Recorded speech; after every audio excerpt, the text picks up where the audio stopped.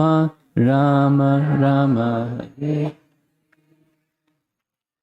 So I was prepared for two basic categories of persons assembling this evening. Some of our regular devotees here in Naperville and surrounding areas, and some persons that are not so experienced with our ISKCON activities, but looking around the room, everybody is from India or non-resident Indian families. So Ramayana is suited for everybody. The topic that I'd like to speak about is the special compassion of Lord Ramachandra. And there's many things to say about the special compassion of Lord Ramachandra, but I'll just cover a few of those very special points. Those of you that are not familiar with ISKCON's lineage and writings within our lineage and things like that, I'll introduce you to Rupa Goswami. Rupa Goswami, in our disciplic line, was the next in line after Lord Chaitanya Mahaprabhu. There were several, but he was superlative amongst them in many ways. And one of the writings that he was directed to compile is a very comprehensive teaching on science of bhakti, or even more specifically, bhakti rasa. He wrote a book where the bhakti rasa, that the mellow, that the happiness one experiences from engaging in devotional service to Krishna, is like an ocean. Sindhu, an ocean of bhakti rasa. And he also described it as being very wonderful, very nectarian, or amrita. So bhakti rasa, amrita sindhu, was one of his chief works, amongst many such works.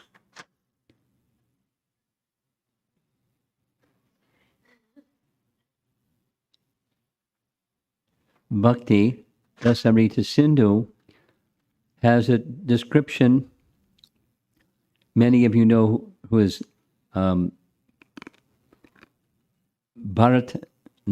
dancing is drawn from Bharata Muni, and he, through the features of dance, was very keen on awakening the moods of transcendental emotion in relation to Krishna through dance. So Bharatanatyam, many of our devotee children, girls usually, become skilled in that. So Bharata Muni was one of the oldest writers of the science of bhakti rasa, and Rupa Goswami drew from his writings and expanded a bit and established that there are 12 rasas, 7 secondary, 5 primary. Generally 5 plus 7 is 12, right? 12 rasas. And amongst those 12 rasas, on the secondary rasa category, one of them is Karuna rasa. Karuna rasa, the rasa of compassion. And in his writing, Bhakti Rasamrita Sindhu, you see the reference, he indicates that each of those 12 have a presiding deity, and Lord Ramachandra is the presiding deity of Karuna rasa. And then he expands further on why that is so. But he is very compassionate. Specifically, commentary on Bhakti Rasamrita Sindhu explains the feelings that he experienced when Sita was kidnapped, even though she wasn't kidnapped. We went through all this. A false Sita, a Maya Sita was kidnapped. But the drama, the Ramayana was Sita was kidnapped. So he wasn't just compassionate to Sita because she was kidnapped. He was compassionate by his very nature. So I thought because of the audience, I would spend a little bit of time sharing with you some contemporary people and what some contemporary people have to say about compassion. You see in the lower left corner, there's this fellow that I watched a few times.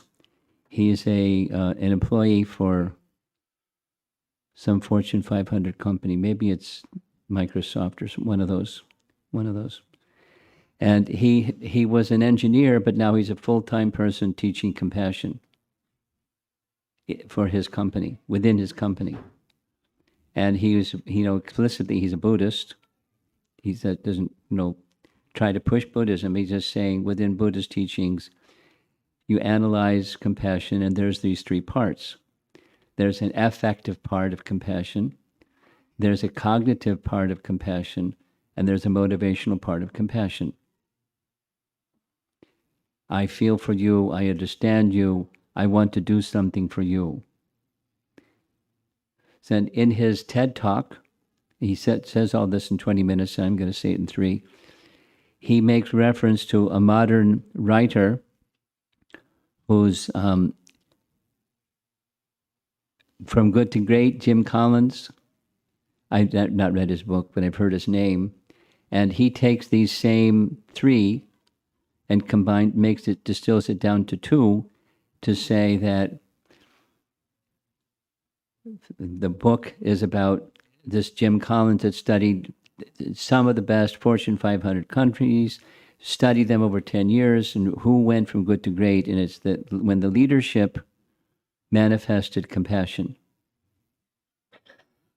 Doesn't sound like corporate America. But that was what his, from good to great, was where the CEO was humble. That is, they took feedback from other people and adjusted things according to where wisdom can come from, etc. And the nature of ambition was that they want to do something that's going to be good for others, not just good for the profit margin. From good to great those were the characteristics, and he goes into it in the book. I didn't read the book, but compassion is something that, the point is, it has its place even in modern life. Of course, it's fading, but it has its place in modern life. There's a place in modern life for being compassionate. That's right. He's a Google employee, not Microsoft. So the compassion of Lord Ramachandra is superlative, like everything about Lord Ramachandra. It's superlative. And one of the primary objects, personalities who is recipient of Lord Ramachandra's compassion is Hanuman. Now, Hanuman is unique in every way. And because of the audience, I think I'll just share this.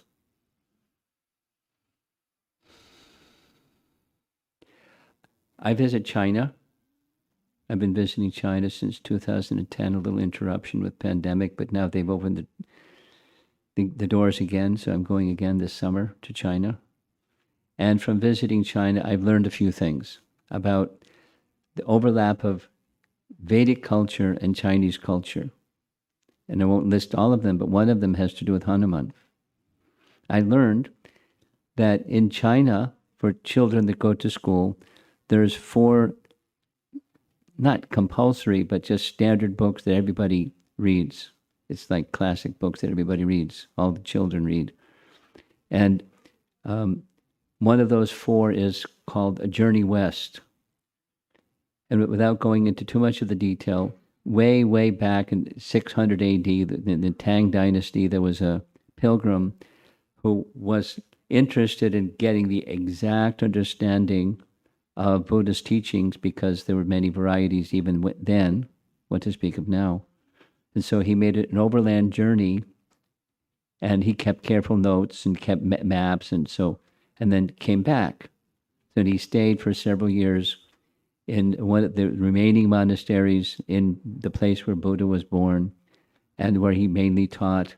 And there was an over 100-year-old gentleman that survived long enough to teach, and he took all these books with him back to China, and then had them translated into Chinese. So that's like a historical event. About 1,000 years passed, and then a more modern fellow came along and modernized it.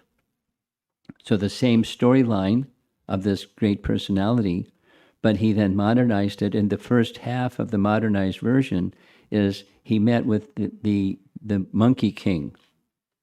Everybody in China knows the Monkey King. And they relate the Monkey King to Hanuman because it's Hanuman. It's just a retelling in a modern version. So they know, in China, they know about Hanuman. It's like, it's in their culture, the modern culture. But they don't know so much the Vedic version of Hanuman. But they do know that he's very benevolent and has mystic powers and very powerful and this and that and the other thing, and he does amazing things.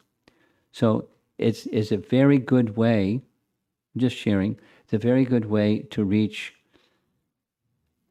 Chinese audiences with the name Hanuman.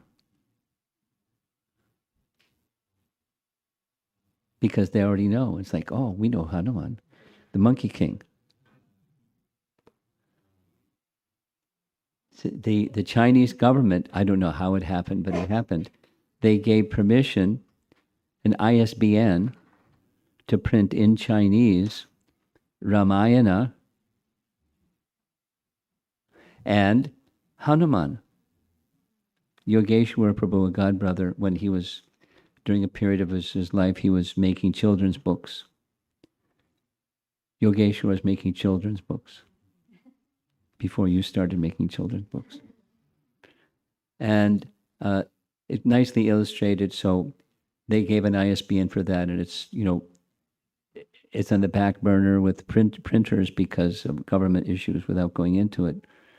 But in one day, there'll be a Hanuman book for children, which means anybody, because he's a celebrity in mainland China, and Ramayana. When it's in the Ramayana is in the works. So, just sharing.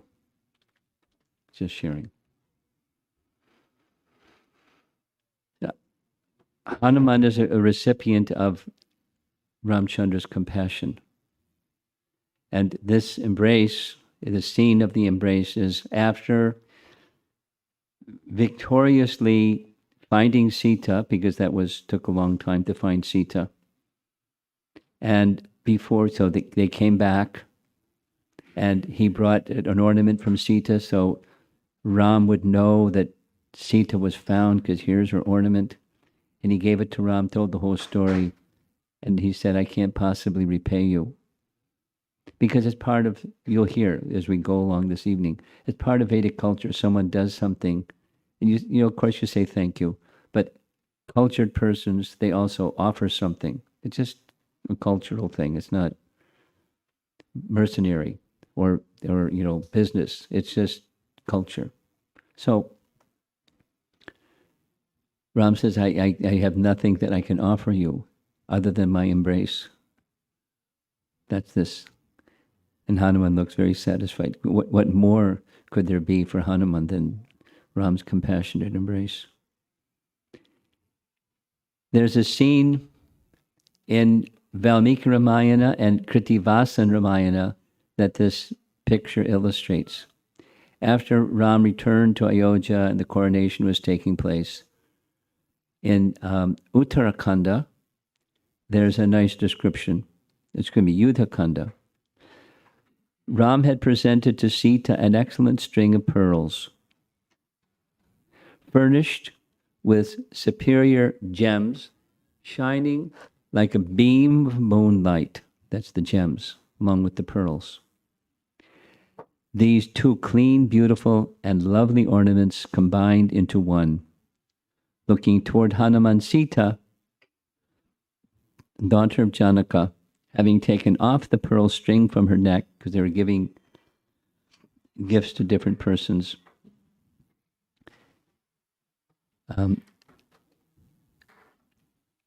Sita repeatedly caught a glimpse of all the monkeys.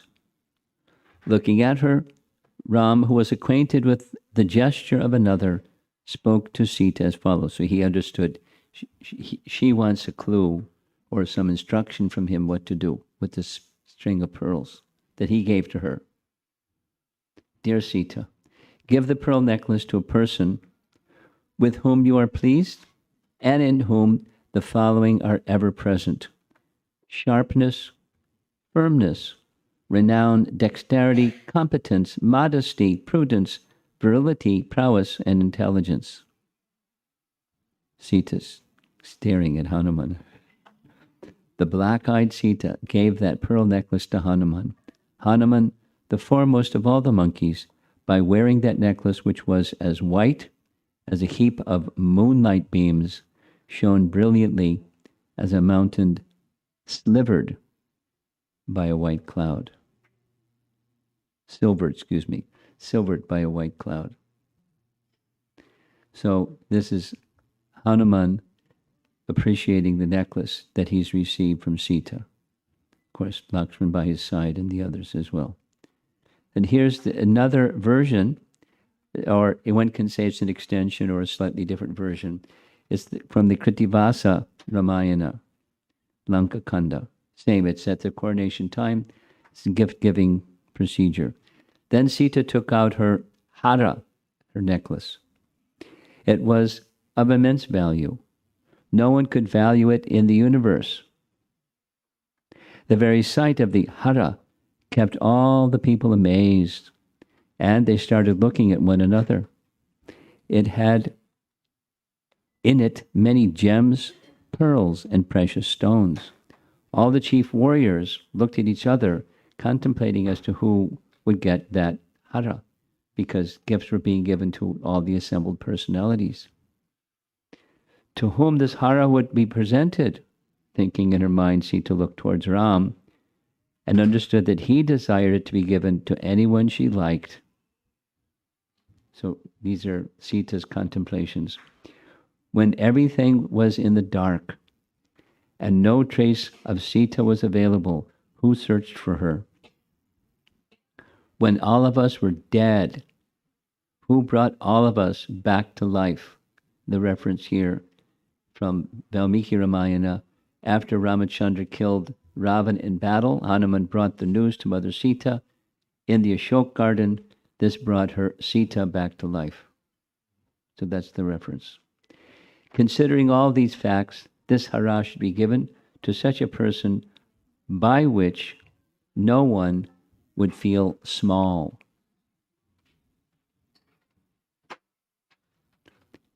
Janaki then repeatedly looked towards Hanuman, who rushed towards Janaki and wore the hara around his neck. The neck of Maruti was decorated with it. Hanuman then bowed at the feet of Janaki. Then she blessed him thus: "You will enjoy eternal life and always remain free from pain and grief. The glory of Ram will last till the sun and the moon illumine the universe, and you will remain eternal. O Hanuman, I give you this boon. Wherever there would be the recitation of the name of Ram, you would be present at that place, irrespective of the distance. Till that time, the recitation continued." But it's not over yet. Holding the hara in his hands, Hanuman broke each and every gem in it by chewing it. Lakshmana laughed at this act of Hanuman. Annoyed, he spoke these words: "O Lord, I submit.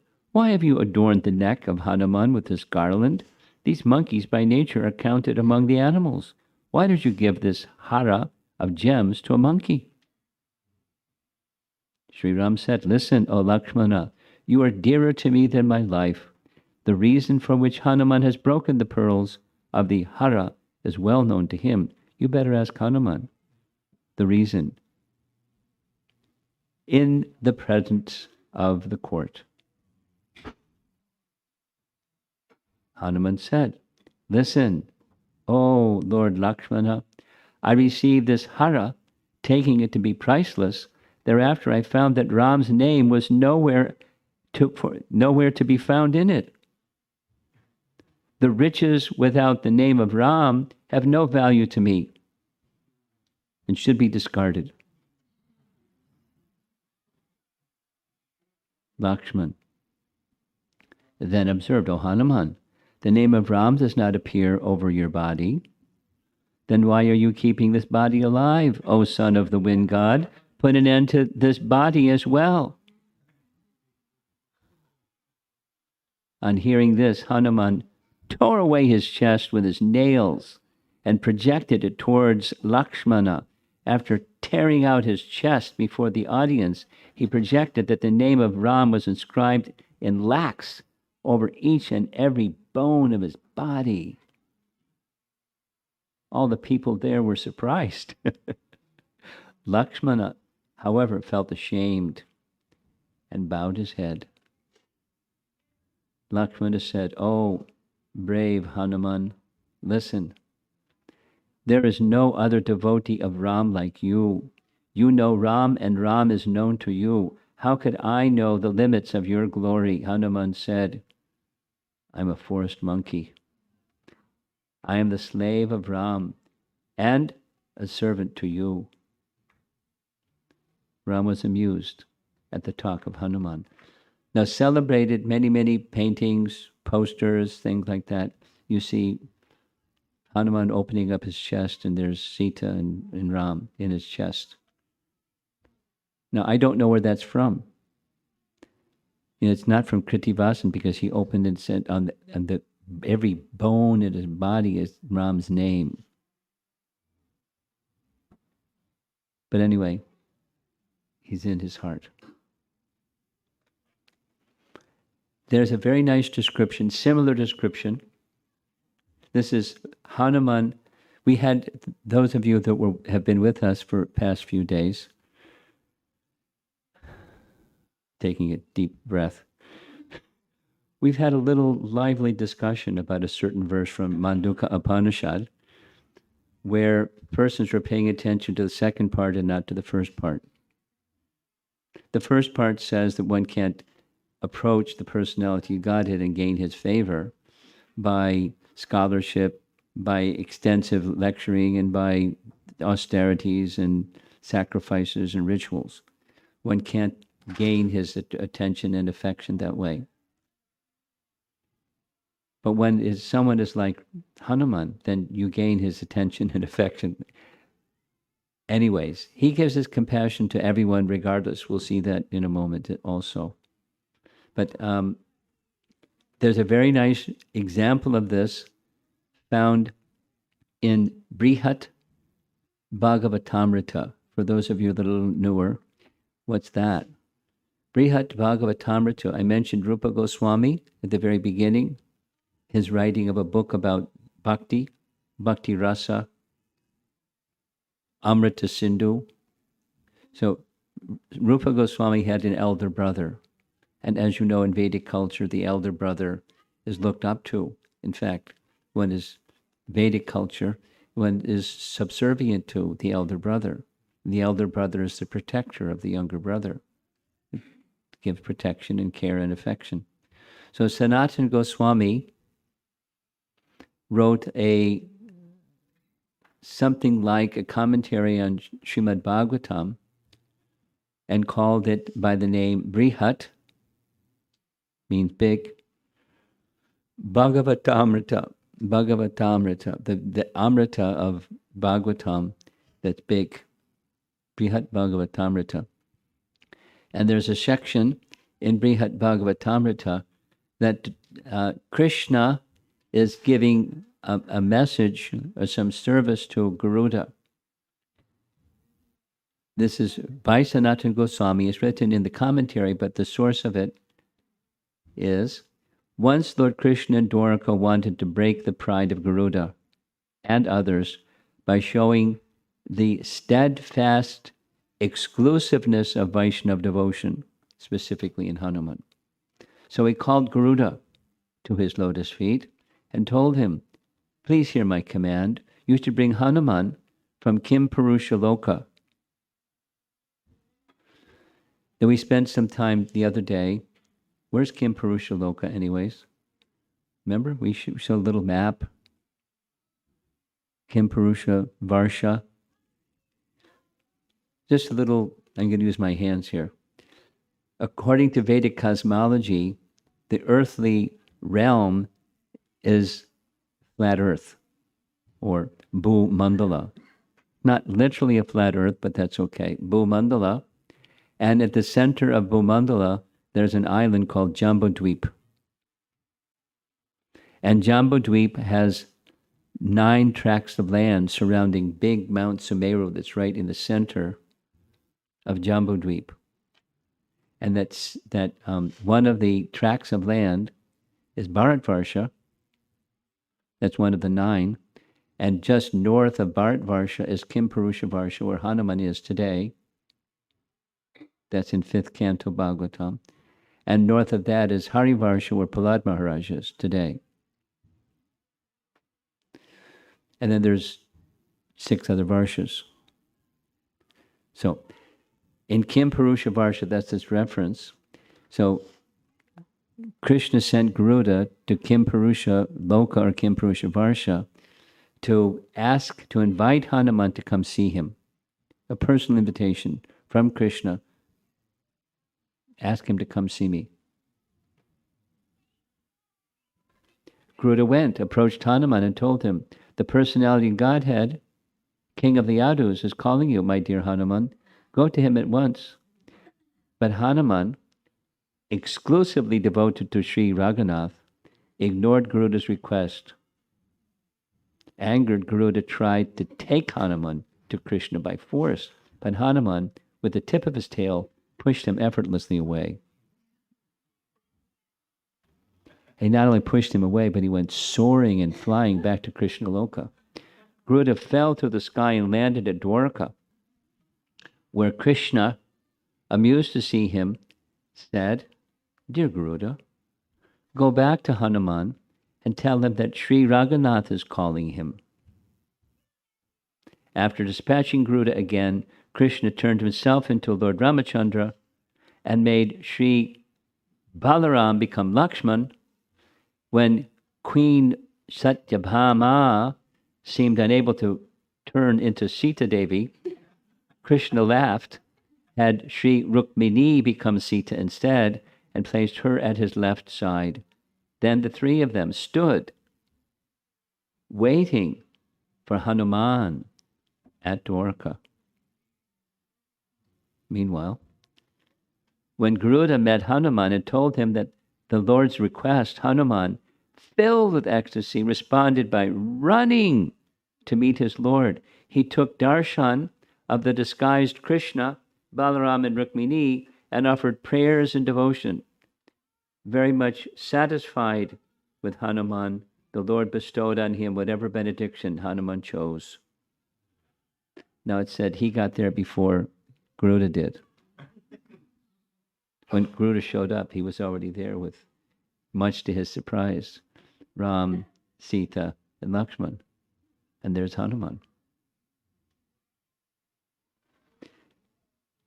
So Ramchandra is very compassionate. And the personality of Godhead readily bestows his compassion to everyone. That's like the sun shines brightly everywhere. Everyone can receive light. But we had some discussion in our morning class about first deserve, then desire. You've heard that phrase before? But one of Prabhupada's spiritual master, Bhakti Siddhanta, used that phrase. First deserve. So Hanuman's deserving. And he didn't even have to desire. He was called, please come. And when he came, whatever you want, any benediction you want at all. Of course, he doesn't want any benediction, just wants the Lord's embrace. Ram showed compassion in many ways. Here's a scene where Ram finds Jatayu with his wings chopped and expiring. And it's, I want to read something because it's very nice. It's hard to capture everything. So the scene is Ram and Lakshman are searching, where is Sita, where is Sita, where is Sita? And they have no idea. They have no idea. And Ram is in a transcendental mood of separation, of love and separation. And he sometimes loses it, and sometimes he pulls his bow, I'm going to destroy the universe. Lakshman says, no, don't destroy the universe. Let's find Sita. Oh, okay. He's a good spiritual teacher, Lakshman. Good to keep Lakshman around with you. Then they find the scene with Jatayu. First, they think it's a Rakshasa trick, because they don't know anything about Jatayu and his battle with Ravana. They just see what they see. The two princes continued to walk south, discussing what to do. Soon they came upon Jatayu lying upon the ground. Seeing from a distance the mountainous bird drenched in blood, Ram exclaimed, Lakshman, here is a Rakshasa in the guise of a bird. Surely this beast has devoured Sita. I shall make short work of it with my fiery arrows. Ram fitted a razor-headed arrow to his bow and bounded toward Jatayu, but as soon as he recognized the great bird, he lowered his weapon. Jatayu, close to death, saw Ram coming and raised his head, vomiting blood. He spoke in a strained voice, O Ram, the godly Sita and indeed my life have both been snatched away by Ravana. I flew to her assistance and fought with the demon. Although I smashed his chariot and killed his horses, I was finally cut down by him. Jatayu then described what had taken place. Upon hearing his story, Ram fell, weeping, to the ground. He embraced Jatayu and stroked his head. In great pain, Ram cried out, Alas! Who is more unfortunate than I? My sovereignty is lost, I am exiled, my wife is stolen, and now my father's friend lies mortally wounded, having tried his best to help me. Ram questioned Jatayu. Where did Ravana take Sita? What did she say as she was being dragged away? How powerful was the Rakshasa, and where was his abode? Ram spoke wildly in a tearful voice. Jatayu looked at him fondly. Speaking in barely a whisper, he replied, The demon conjured up a storm as he flew in the sky. As I contended with him, I soon became exhausted, being old and worn out. Then he lopped off my wings. He sped away with his face pointing south. The bird lay gasping. He reassured Ram that Sita would soon be found. The Rakshasa had kidnapped her at an hour which was favorable for her return. Although he knew it not, Jatayu said, it was the Vinda hour. According to scripture, a treasure lost during that time is again recovered. So if you're going to lose a treasure, try to lose it during the Vinda hour. I don't know when that is either, so but I'm sure you can find out. Jatayu told Ram that Ravana was the son of the sage Vishrava and the half-brother of Kuvera. Although he was immensely powerful, Ram would soon slay him. Jatayu was sure of it. As the old bird spoke, he felt his life departing, blood flowing continuously from his mouth. He looked at Ram with tears in his eyes, repeating Ram's name over and over. Jatayu gradually became silent. His head fell to the ground, and his body slumped back. Ram stood with folded hands, looking at his father's dear friend. He cried out in anguish, Speak more, O noble bird, speak more. But Jatayu was dead. Ram gazed at him sorrowfully. Turning to Lakshman, he said, Alas, This bird has laid down his life for my sake, dear brother. It is clear that valiant souls who practice piety and virtue are found even in the lower species of life, and not just among humans.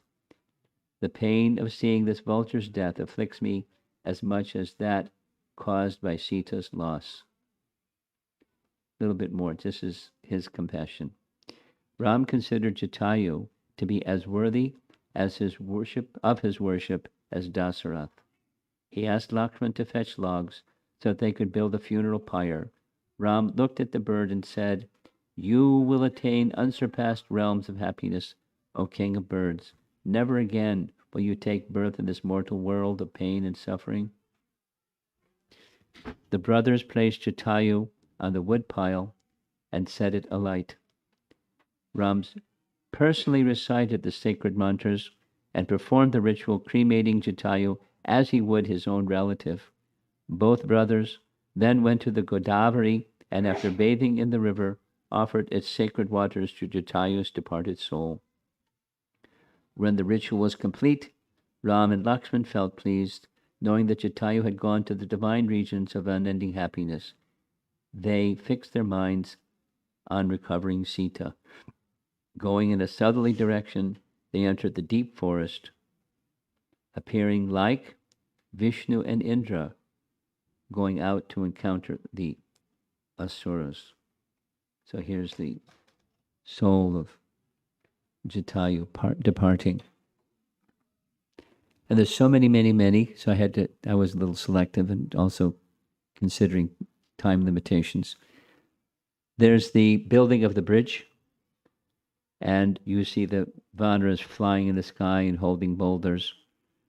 And you look in the lower left corner, there's the B.G. Sharma painting, his signature of his painting, and there's a little squirrel. Yeah, it's right in Valmiki Ramayana. So Hanuman is busy building the bridge, and Hanuman sees a little squirrel, and he says, "Please get out of the way. I don't want to, we're up to some big business here." And Ram interrupted him and said, No. You can carry big boulders, and he may be able to carry small pebbles, but he's doing to his capacity, and he's as dear to me as you. So there's a nice painting of Ram appreciating and showing his compassion to anyone of any species, of any capacity, of anything. So we may be small people. Some of us are small people. Some of you may be bigger than small people. But whatever size you are, it's not size that's important. It's the effort, the sincerity of the effort. To your capacity, you try to serve. And that's what's pleasing to the Supreme Personality of Godhead. And he gives his compassion regardless of how small you may be. It's quite okay. Be small. It's okay. Be a chipmunk or a squirrel, or some versions say it was a spider. Not Valmiki Ramayana, but kicking some pebbles and dust. Valmiki Ramayana describes that the bridge was built in 5 days. The length of it was 800 miles, 80 miles wide. Think about how long it takes to build the roads these days. And it was completed in 5 days. Pretty good, huh? Now, the person behind this problem was Ravana. 10 heads, 20 arms, proud even when he came to Lord Shiva's abode. And so Lord Shiva put his big toe down and pressed the big toe down, and he was crushing the body of Ravana, and he started roaring. So he changed his name to Ravana. He of terrible roar. And there were persons who were advising again and again, so many times, advising Ravana to just return Sita. And he was unwilling to return Sita. Vibishana was one of them, his brother. Now, one may think because of bad association. This is one of the questions I get as a sannyasi. What about in school or the workplace or here and there? There's some very, very ambitious, materialistic people. And how do I protect myself from bad association, becoming like them? So it's not easy. It's a challenge. But if one has a purpose, and the Vibhishana's purpose was he was quite unlike his brother and other brother, Kumbhakarna, quite unlike them. He was devoted to the personality of Godhead somehow. And so he tried, and the third time he tried, his life was threatened. So he left. It's something like Vidura, when tried to check his incorrigible elder brother, Dhritarashtra, from his bad activities. What to speak of Duryodhana. Then he just left. So Vibhishan left. And here he is with his 4 ministers behind him, taking shelter of Lord Ram. Now it was Hanuman who brought Vibhishan before Ram. And it was after Ram did what good leaders do. They'll consult their ministers and persons, advisors, and they had different ideas. Don't trust him, road test him, different things.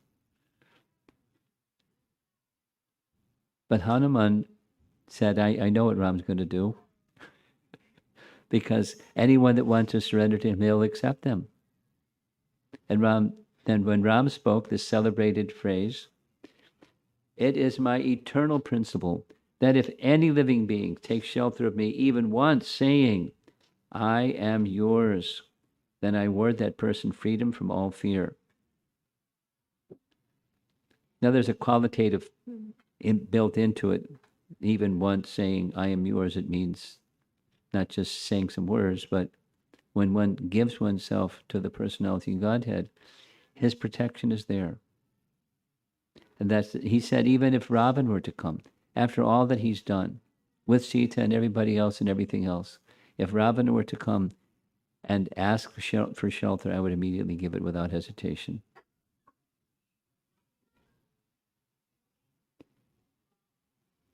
And he had the power to do. So there's lots of discussion, and now isn't the time for it. But lots of discussion from the Sri Vaishnava Acharyas on the whole of the Ramayana is a treatise on surrender, and different features of surrender. And the last of the examples I want to touch on this evening is this one. This is the boat crossing. There's Guha, this is a devotee in Detroit, made this painting. He became inspired by the pastime. It's on his wall in his home.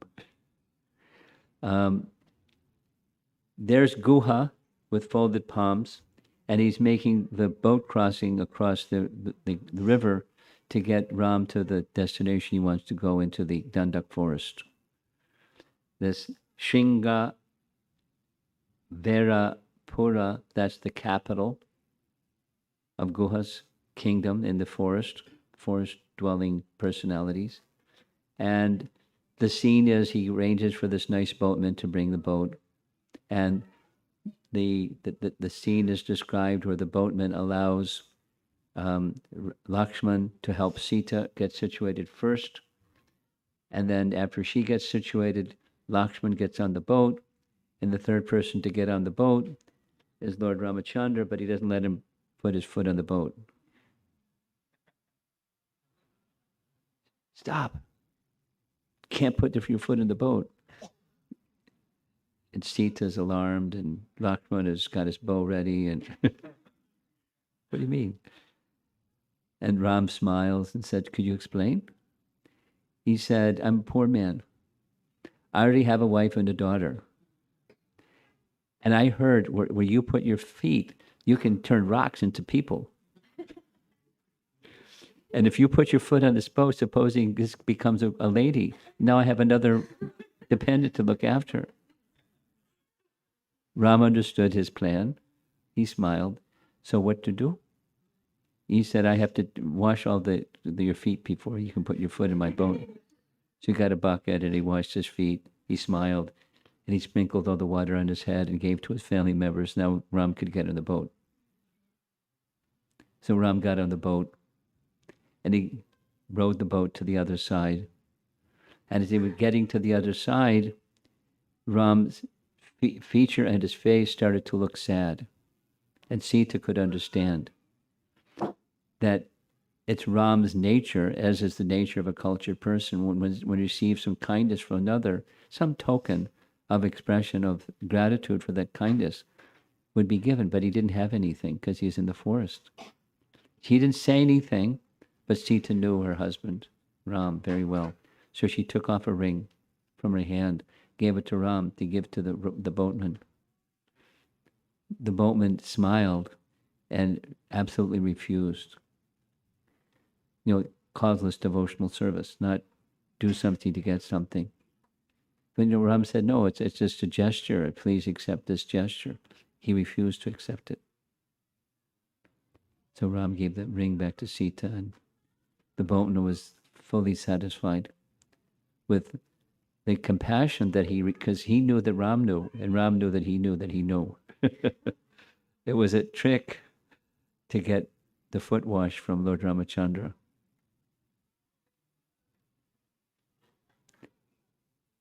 When this was going on, Guha's ready to let the boatman have it. What's going on here? He's very dear to me, and I'm commanding you, take him across. No, he can't get on the boat. So there's many other examples, but this is our evening's set of examples of the compassionate nature of Lord Ramachandra, and therefore, in the writings of Rupa Goswami, who's principally Krishna Bhakta, has this very clear understanding that Lord Ramachandra is the presiding deity of Karuna Rasa, the presiding deity of compassion. And so along with the treatise of surrender, it's the reciprocation that comes of giving his mercy in different forms. Different forms. Just like we discussed yesterday about his killing of Vali. It was mercy.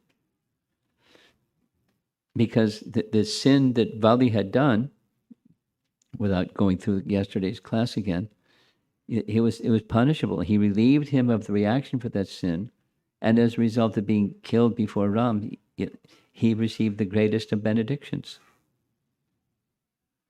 So externally, compassion may not look like compassion, but it's compassion when it's coming from the personality like Lord Ramachandra.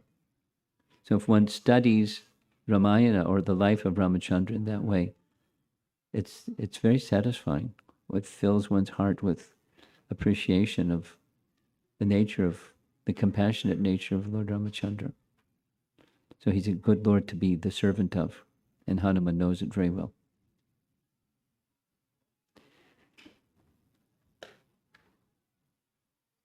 So this is a continuation of our topics about Ramayana, and because of Ram Navami yesterday. Let's see if there's some discussion.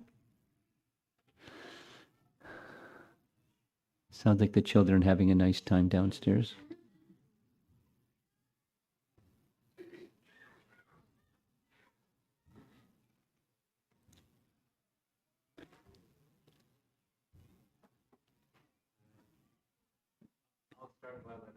Okay. Yes. Sometimes a devotee can understand that they're going through some chastisement or punishment by the Lord or the devotee, but they cannot understand the reason. Like in the case of Vali, he asked Lord Ram and Lord Ram explained it. So yes, if we experience something like that and we can understand we're getting purified for something, but we don't understand the reason, how do we make sense of it?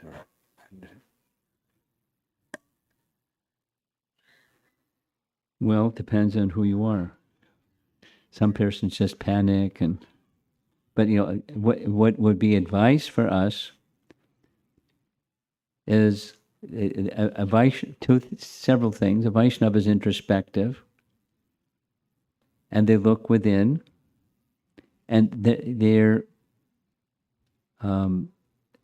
we turn to our acharyas and have our acharyas help us understand what's happening and why. And personally, I just shared a little document. I've been collecting messages on fire of ordeal. Fire of ordeal is a phrase that Bhaktisiddhanta uses in relation to a verse from Sri Brahma Samhita. I'll say the verse because it's a nice verse. I love the verse. Yas tvindra gopam atavindra moho svakarma, one's own karma, from Indra to Indragopa. Yas tvindra gopam atavindra moho svakarma, bandhanurupa pala bhajanam atunoti, karmani nirdahita kintu cha bhakti bhajam, govindamadi purusham tamaham bhajami. So, very short purport, A and B. For those who are not engaged in devotional service, from Indra down to the Indra Gopa germ. What's an Indra Gopa germ? You've heard of such a thing before? I found out what Indra Gopa germs are. They're little red insects, and when they're there, they multiply fast. So like they make a whole patch of the earth look red-ish. Little insects. Indra Gopa. I learned about that because Vrinda Devi, where she walks, it looks like her feet are walking on Indra Gopas. Anyway, so from Indra down to Indra, a little germ, everyone's receiving their pala of their karma. B, and for those who are engaged in devotional service, if there's some tribulation, it's the purpose of that in the case of the devotee is not karma. If it's not karma, then what is it? It's the removal by Govinda for that devotee, the very cause of the root cause of material existence is being taken. That's Hari. He takes away the root cause of material existence. And then in Bhaktisiddhanta's own language, he said VIZ, which means namely, ignorance and wicked desires. Ignorance covers the living entity. Ignorance covers the living entity, just like clouds block the sun. The sun is shining, we don't see the fullness of the sun because the clouds are covering. So Maya, or ignorance, covers the living entity. And to take away the ignorance, maybe we're not attached to the ignorance, or we're attached to trying to be an enjoyer separate from Krishna, which is ignorance. So it's ignorance. We're attached to ignorance. And Krishna's taking it away. And when Krishna takes it away, we say, ouch.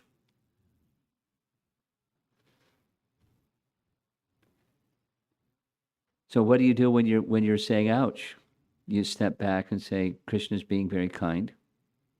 No, I don't understand the plan. That's okay. I don't have to understand the plan. I have faith that Krishna is kind.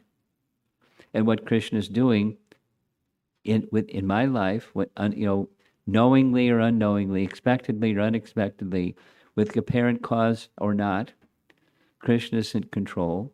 And because I'm serving him, I have trust in Krishna as my protector.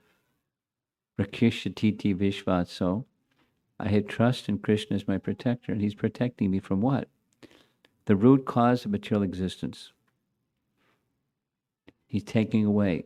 He's Hari. He's taking away. And with that taking away, he's giving something else. What's he giving? What's the something else he's giving? That which connects us to our real self.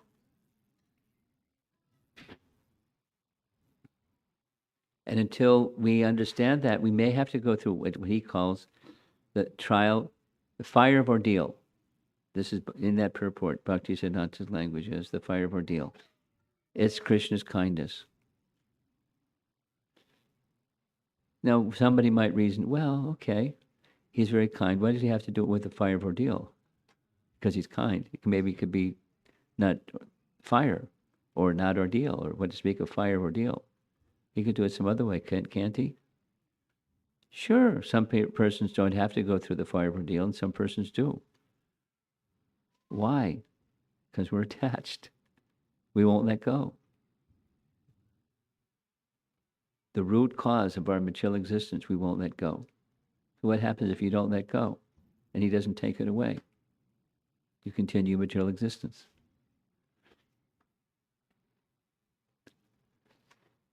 It's real easy. To continue material existence is real easy.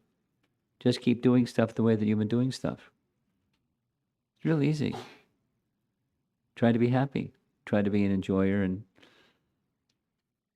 nice. You'll be nice. Be ethical and be kind and be charitable and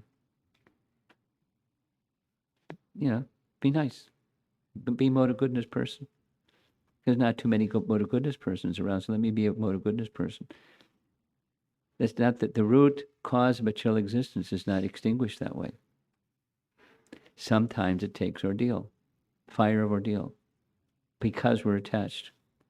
And it's Krishna's kindness. So how to respond when we're going along the path of bhakti, trying to be nice devotees, and something happens and it's like, what's going on? That's a place to take shelter. I may not understand the whys and the wherefores and why Krishna is doing it this way. And it's not always that there's some lesson I'm supposed to learn from this ordeal, other than this very basic one. And ordeals are very diverse. We all have friends. And I invite you sometime become a sannyasi who has been practicing Krishna consciousness for 50 years, and guess how many times people come to you sharing what their ordeals are. What to do, what's the cause, what's am I supposed to learn from this? Who doesn't have that? We all have that, and I get it a lot. So I have this little file I send to people, the fire of ordeal. It's just a Word document with many other references from other acharyas. So the teachings, they help, but when the ordeal, you're experiencing the ordeal, it's hard to just have some teachings to put some balm on the pain of the ordeal. But if you don't do that, it's repetition of material existence. The suffering, it gets magnified. The suffering's in the mind.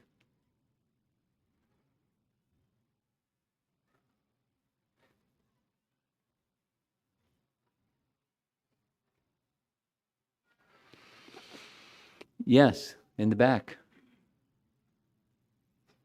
All the way, okay, but I just saw his hand up. His hand shot up in the air and very enthusiastic. We'll come back. Hare Krishna. Hare Krishna.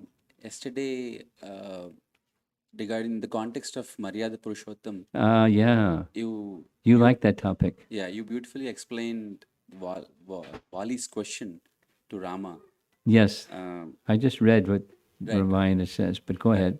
And you were trying to also address the similar question Rama faced when he had to send Sita to the jungle when she was pregnant.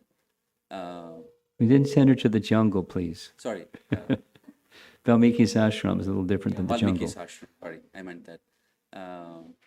What was the reasoning? I couldn't follow. You were explaining that, but I couldn't follow yesterday. I spent about 2 hours today on this topic because I plan to speak about this topic in Gitanagari when we have our Memorial Day weekend retreat. So I'll let the cat out of the bag if I give you all the answers.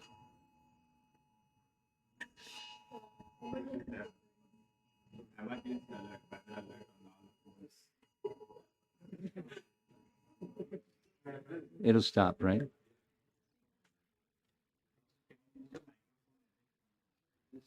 Okay, but let me just say one or two little things. There's like 11 explanations.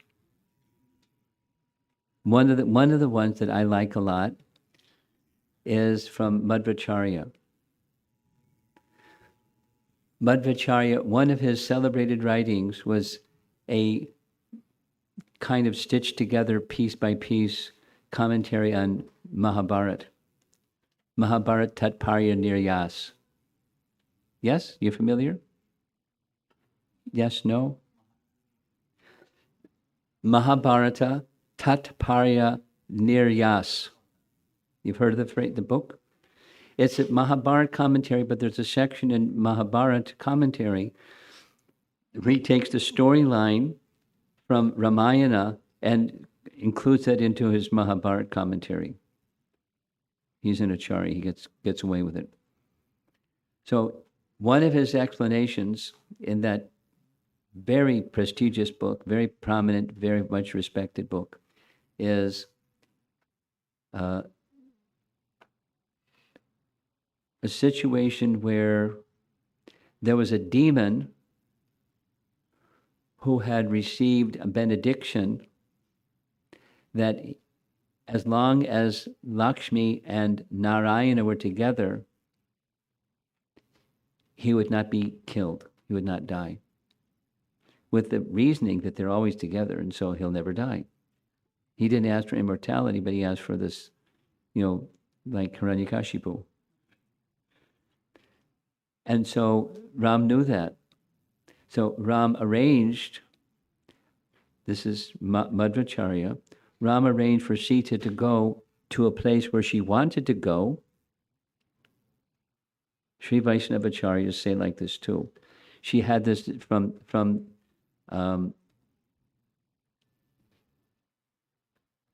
Valmiki Ramayana, I forget which kanda. She expressed, when we return back to Lanka, when we return back to Ayodhya, I would like to again spend time with the sages in the forest.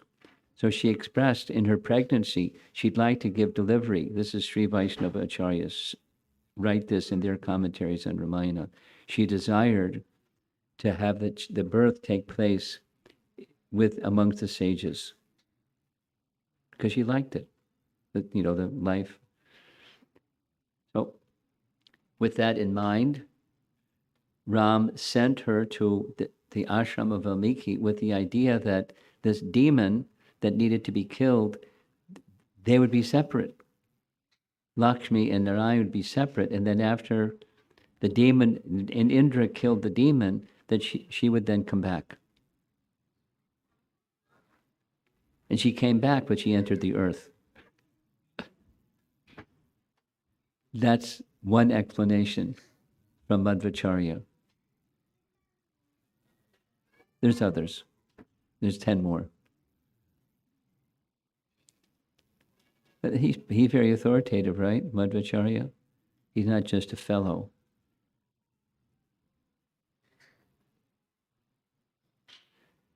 No, up front, we have something. Go ahead. Hare Krishna Maharaj.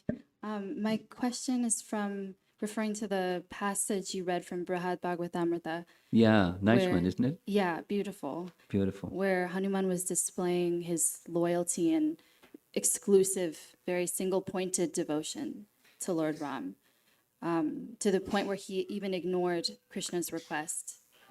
Yeah. Yeah. Wow. It's very admirable, and I'm wondering, is that mood something that we should be aspiring for? Well, our acharyas don't see. Our acharyas don't. My. How to say this carefully, properly? Our acharyas don't seem to endorse that type of singular Krishna only or Ram only. Now, in response to your question, Raghunath Das Goswami seems to take that view. Krishna in Vrindavan only. Not to the point where he'll flish his tail and send Guru to go flying, but very singular focused Krishna in Vrindavan, and the mood of the love of the Brijbasis toward Krishna, very singular focus.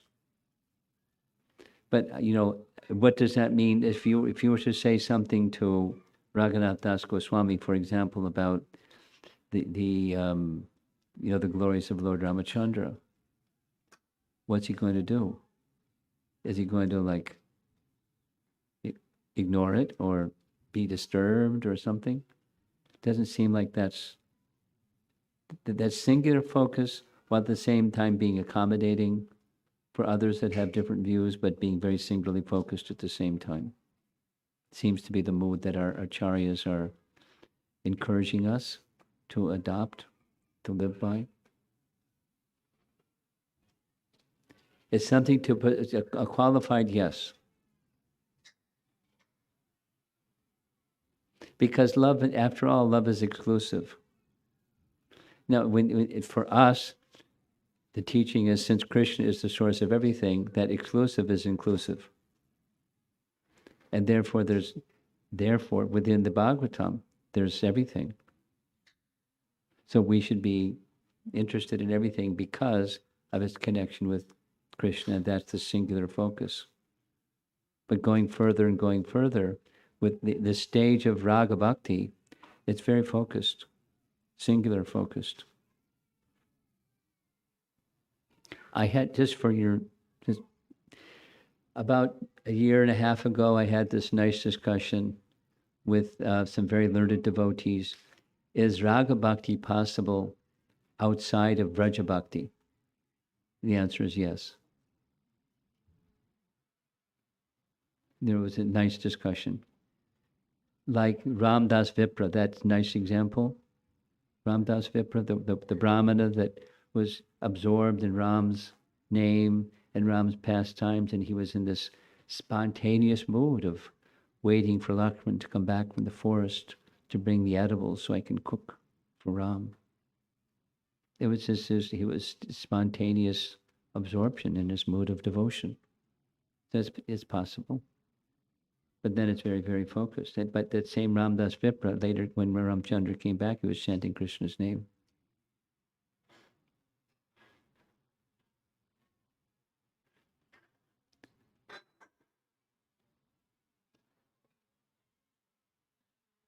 I see you up there, but you're going to go with the people down here first. Okay? Go ahead. Ram Raghava.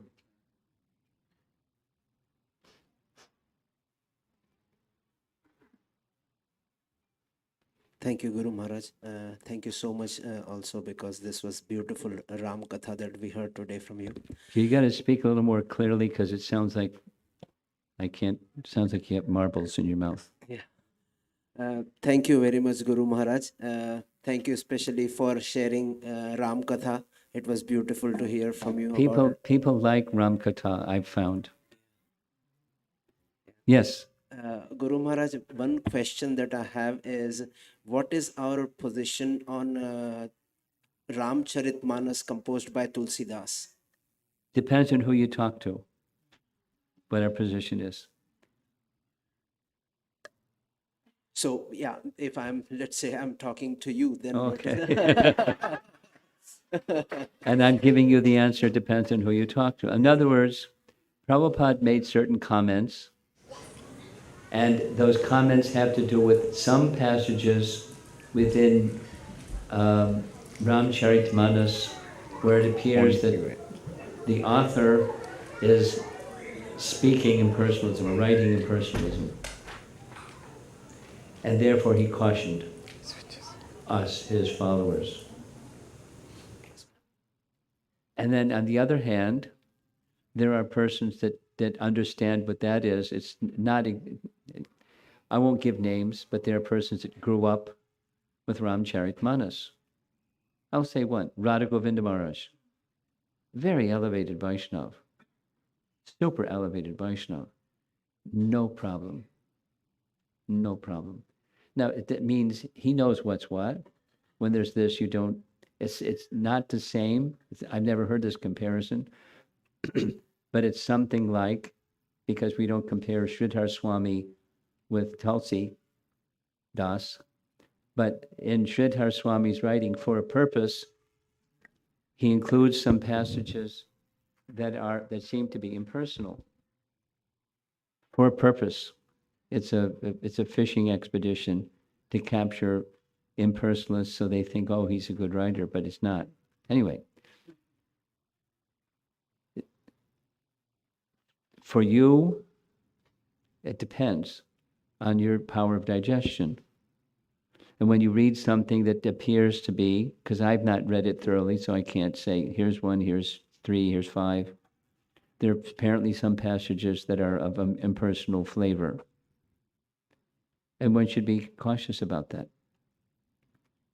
If you want to read Ramcharitmanas.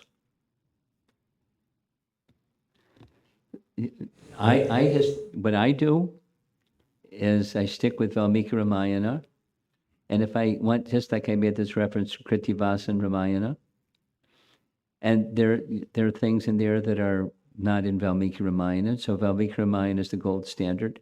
But I go through people that are through and through Ram Bhaktas, without naming the names, and they're the filter for me.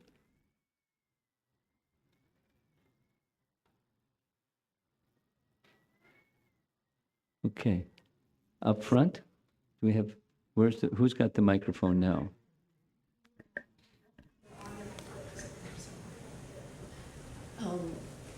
I have a question about compassion. About what? Compassion. Compassion. Whoa. Say Lord Ram is 100 on a barometer of compassion. Okay, Okay, and I'm convinced. say, yeah, and for me example, Okay. maybe I'm 50, 60, maybe. Maybe. So, I'm not aiming to be 100, but I believe that murderers and rapists should go in jail. I don't have any compassion for them, right? I think I'm right in that. So my compassion is with my friends, my compassion is with maybe a person whom I read about Okay. in the paper. Pandita Samadarshana verse. And how do you be a pandit when you're dealing with criminals? Not, Pandit is too high up there, isn't he? For common folk like me, For a common folk like anybody, the human form of life is meant to see spirit. Let's go Bhagavad Gita chapter 2. Bhagavad Gita chapter 2. What does Bhagavad Gita chapter 2 teach us? We're not the body, right? So then with bodies comes behaviors. And then with behaviors comes modes of nature. And with the modes of nature, there's this mode, that mode, the other mode in a mixture. So let me ask you, is the soul the behavior, or the soul is the living entity within, upon which there's a body, a covering, that's being moved by the modes of nature? There's a distinction between the soul, and that's the Pandita Samadarshana feature. The learned person, not just you, any person, that's a follower of Bhagavad Gita, needs to take Krishna's words to heart, and that the real self is the soul. And it's not just Bhagavad Gita and Krishna's words, it's all theology. The Christian theology, hate the sin, not the sinner. You know that one. So you don't have to like the sin or be compassionate to the sin, but don't identify the sin with the person. What? because you see the sin. Okay. You struggle with it, that's okay. I'm just responding to your question. Is it possible? Yes, it's possible. How is it possible? You see the distinction between the soul and the covering of the soul. That's how it's possible. Now, how do I get there? That's another question. By bhakti, that's the best path. You can become freed from identifying with the covering. You don't have to feel good about the behavior, but don't mix the behavior and the person. They're different entities. The compassion is how to extract that entity from that covering, because the covering is their suffering and bringing suffering to others, etc. And it's just exponentially expanding. So how to end suffering of that soul? No, because we talked about it, in the case of Vali, Ram killed him. Terminated his suffering because he was going to get a reaction for that sin, that bad behavior, sufficient that it was the right punishment. So it doesn't mean, compassion doesn't mean persons that are criminals are not to be punished. But the purpose of that punishment is for the benefit of the soul. So try to get on that track. Bhagavad Gita 101.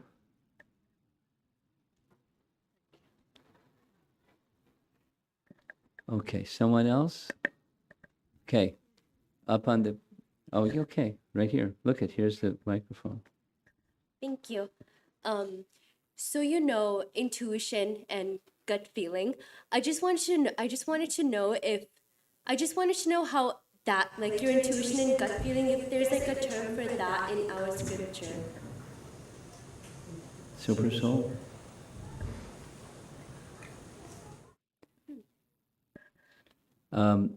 There's a verse in 15th chapter of Bhagavad Gita.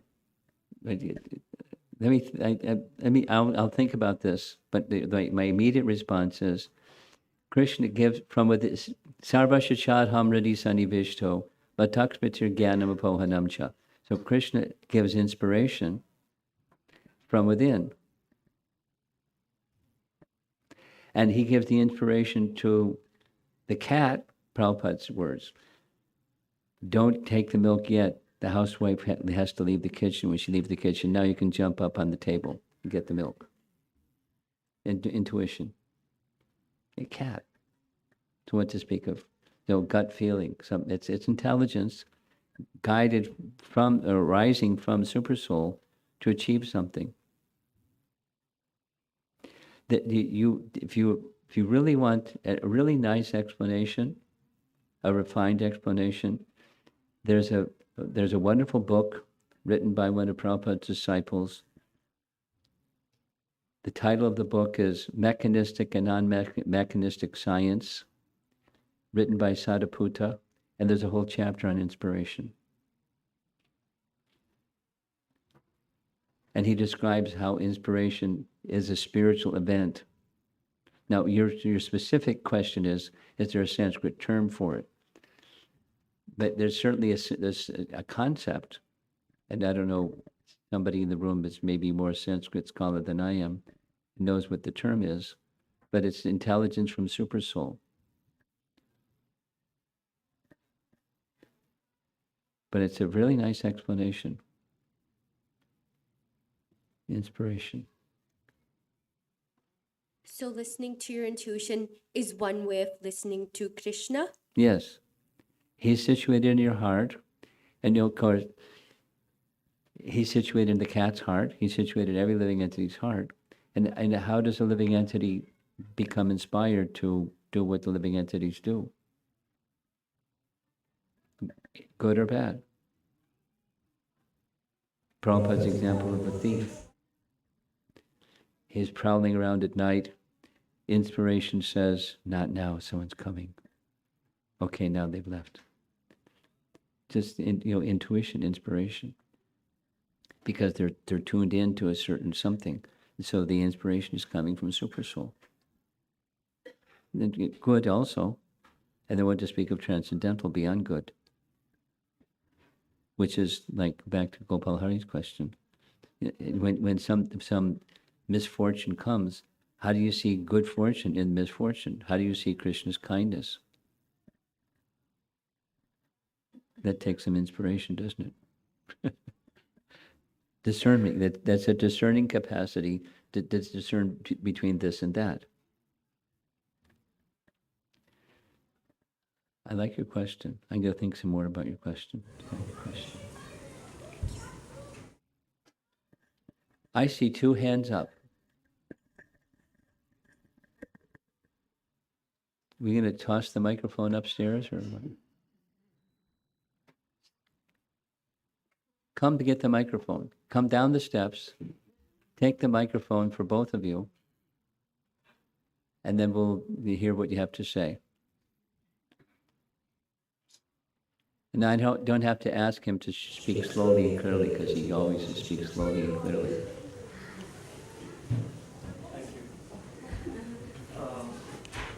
Thank you very much for all the classes. And, my question is about compassion and mercy as illustrated by the examples today. It seems like, at least to my intelligence, that all the examples are more about mercy. More about humility? Mercy. Mercy? Than compassion, or maybe compassion and mercy hand in hand. I'm not able to clearly see the compassion. Could you please help? I don't have a problem seeing it, so I don't know how to help you see it. Behind you?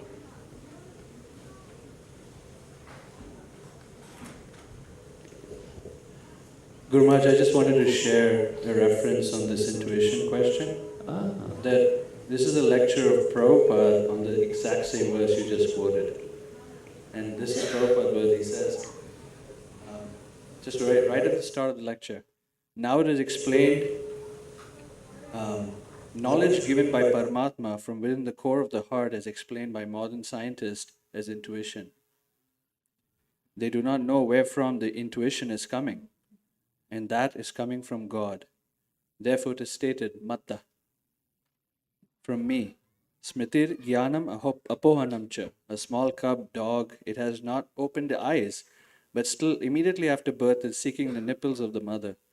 So where from the knowledge comes? From his within, and that is from God. It goes on. Nice.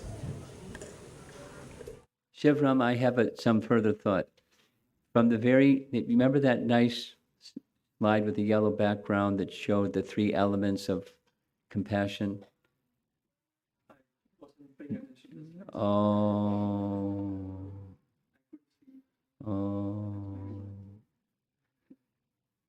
A Buddhist TED Talk person, employee of Google, I'll send you the slide, or you send you the TED Talk or something. But a cognitive, an affective, and motivational component. So you can say, well, that to me, it sounds like mercy.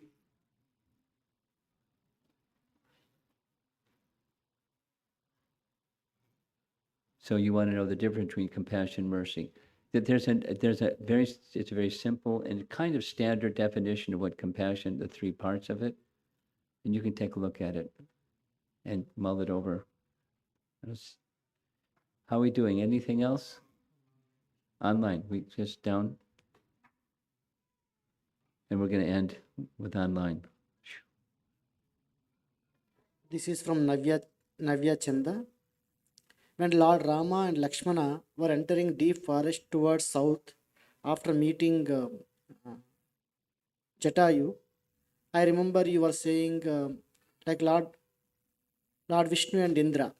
My question is why Lakshmana is compared to Indra? I don't know why Lakshmana is compared to Indra. I don't know what the reference is either.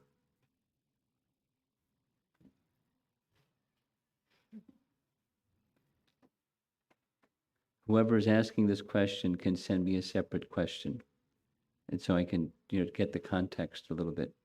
But I don't remember Lakshman being compared to Indra. That's it.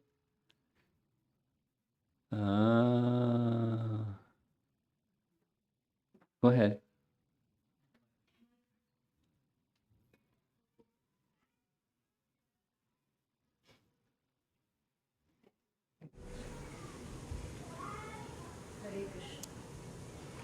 Volume increase చేయాలనుకుంటా.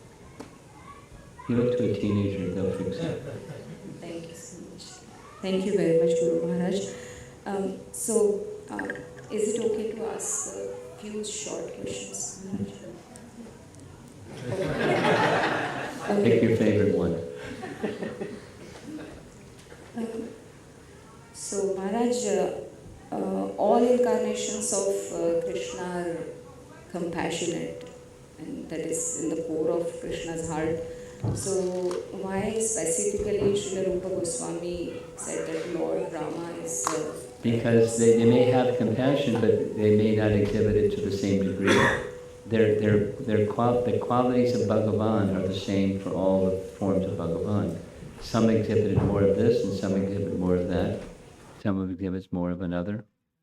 Ram exhibits a very superlative degree of karuna. Thank you. Okay, thank you very much, Prabhupada Ki. Jai.